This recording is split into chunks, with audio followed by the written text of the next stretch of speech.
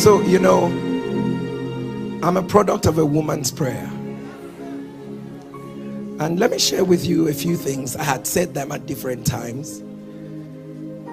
So many nights, I can remember more than 3 times. I would wake up in the middle of the night and I discovered that my mom was praying, holding my legs, and her tears were touching my legs. You know, and then she was praying profusely.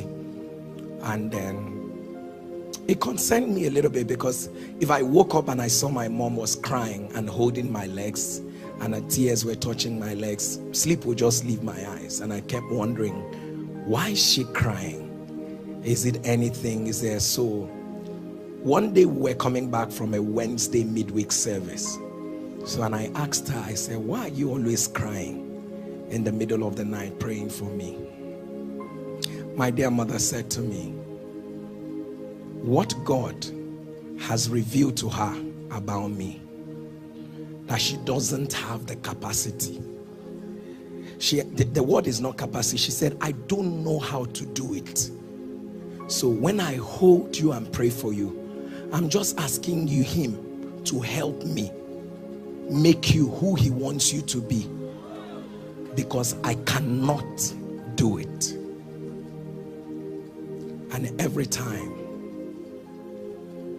you see, I want to tell every woman here, the first reason why God gave you your child is for you to know who you are betting. Every prayer you're going to make might be outside of the will of God if God doesn't reveal your child to you. And my mom never stopped praying. She continued to pray. She continued to pray. I don't know the burden, but I would always say that if there is anything I desire, I would have wanted her to see days like this, so that she can look back and know.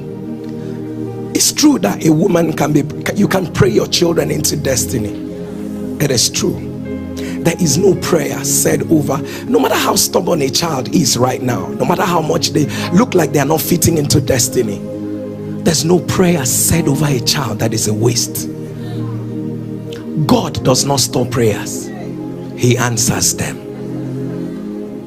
And so when I am a little bit confounded when I see mothers who can pray, and I'm not talking about vain repetition, I'm talking about revelational prayers. Lord, show me about my child. What are the challenges of this child? What will this, let me say this. I remember the first time I brought my wife to my mother, and I told my wife this. I brought my wife to my mother and I showed my wife and I said, this is the person I'm going to marry. She said, I said, So she said, where is she from? I said, she's from Calabar. She said, So immediately she said, I said, my mother is biased. My mother is very biased. So she now asked my wife to excuse her a bit, that she wants to talk to me. She said last night that I brought somebody to her, and that she wants to tell me that I will have problem, that she's not stopping me, but that there will be problem. And the truth is, you and I, of course, you already know the story, all the book my wife wrote and all of that. If you're a mother here and God is not talking to you about your children, you are parenting in blindness. At least God should be able to tell you, who is this child? Where is this child going to? What is becoming of this child? My mother said that to me. That's one very fundamental thing she said to me. She said, I don't know how to make you become who God says, so I'm asking God to help me. And that's the first prayer I'm going to pray. Whether you have a child or you don't have a child, whether they are adults or whether they are young, I make the first prayer. When you don't have the capacity to make your child who your child is supposed to be. Even if you don't know the compass and you don't know how to make that child become, I pray for you today. Let God that gave you those children, at the sound of your amen, let God make them who he wants them to be.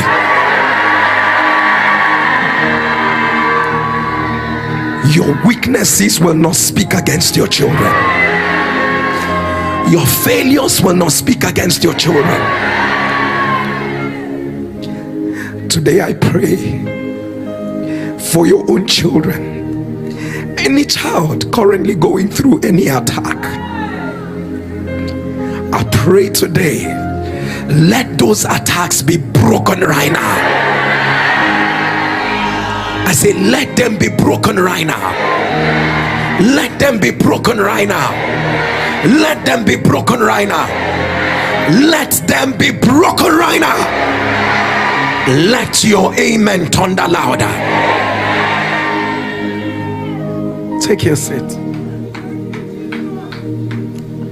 And you know, I remember on an occasion where in our local church, it was the very first time I was sitting with my mother, in fact, in the church right at the back. I was probably between maybe, I can't remember, maybe I was 10, between 9 and 10 or 11, between 9, 10 and 11. So they announced in church that we're going to have 3 days dry fasting. 3 days dry fasting in church. So I turned to my mother. I told my mother that I will do 1 day of the fast, because I really loved God. I loved everything about God. I said I will do 1 day of the fast. My mother turned to me and said, you will do the 3 days. I told my mother, I'm a child. My mother, I've never forgotten, opened Jeremiah for me. She reads Igbo Bible. My mother reads Igbo Bible, and she opened Jeremiah for me. You remember when Jeremiah said, I am a child, I cannot speak. Then God replied Jeremiah and said to Jeremiah, do not say I am a child.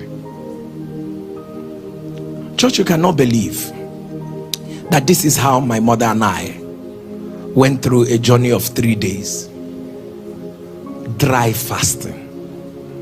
I died and I woke up, and the fast had not yet finished. People of God, you know, now they will call it child abuse, but my mother abused me into destiny. Let me say this, you know, there are people you can't even fight because the prayers over their heads are older than you.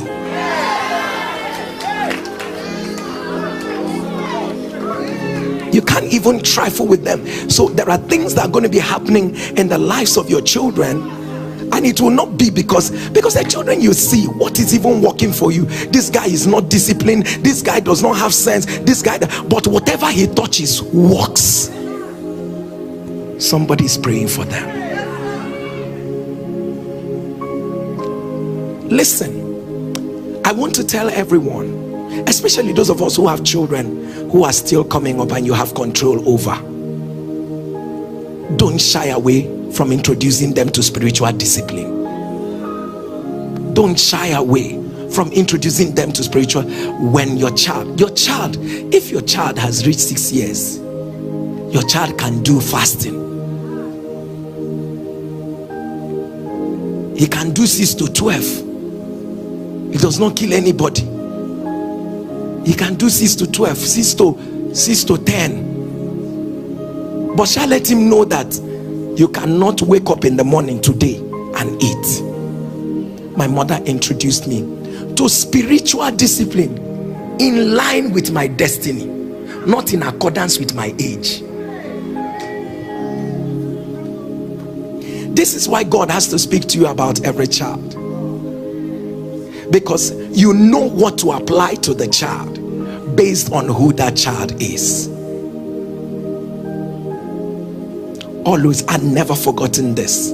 My mother said to me, you're going to, and I did the 3 days, but by the third day I was under the bench. I was right under the bench, and there was a prophetic word going on. So prophecy was going on. I'm sure some of you are not used to that, but a prophetic word was going on. Right under the bench was where I was. So while they were prophesying, I was, you know, if you've ever done fasting for that long, sleep will not agree, but yet you cannot be awake. So you just be torn in between. You know, Apostle Paul say, whether it be in heaven, I do not know. Whether it be, I don't even know where I was at that time. Right where I was, prophetic word caught me where I was and then brought me out. The first concise and precise blueprint of my life was given that day. How I was going to serve the nations, how so and so was going to happen, how the miraculous was going to break out, and I don't forget her. And that was how let me tell you, some people did not just show up. You didn't just see them. They are a product of so many things that have happened. And so I remember my mother on another occasion. I guess once I'm just sharing these 7 things about what my encounters with my mother. Hey, let me say this. My mother was not a perfect woman, by the way. And I'm sure that I've told you that she was a single parent. In fact, let me share with you an issue that went on. I mean, after she got born again, so I had gone out. I was very young, and I had gone out to, you know, play with the other children. And so I don't know what happened. So one of the children started calling me bastard. Bastard, God, bastard, go and call your father, go and call your father. And I went back and I told my mother that boy that lives at 18 called me a bastard. I should go and call my father. My mother said to me, I did it when I didn't know God.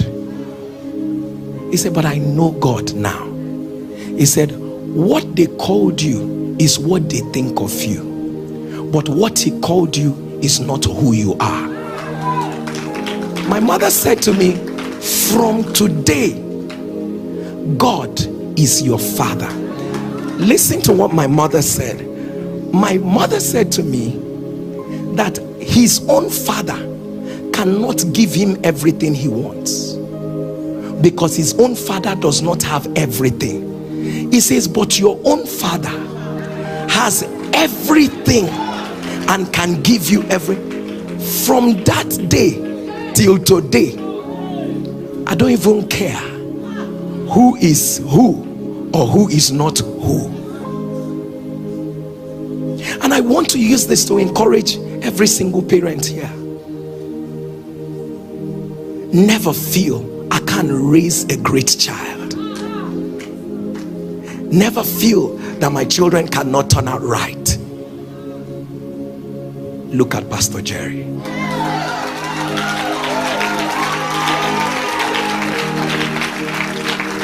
So there you have it.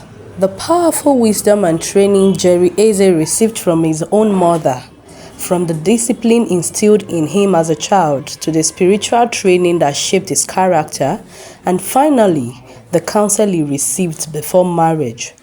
These weren't just casual conversations. They were intentional investments that built the man of God we see today. What struck me most about this testimony is the critical role mothers play in shaping their children's future. Jerry Eze's mother understood that raising a child goes beyond providing food and shelter. It's about building character, instilling discipline, and nurturing their spiritual life. This message is especially powerful for mothers today. Whether you are married or a single mother doing it alone, you have the God-given ability to raise world changers. Your investment in your children's spiritual foundation, your commitment to discipline with love, and the wisdom you pour into them will echo for generations. So now, I want to hear from you. Mothers, what spiritual disciplines are you instilling in your children? What godly training did you receive from your own mother that shaped who you are today? Drop your thoughts in the comments below. Your story might be exactly what someone else needs to hear today. Thank you so much for watching. God bless you.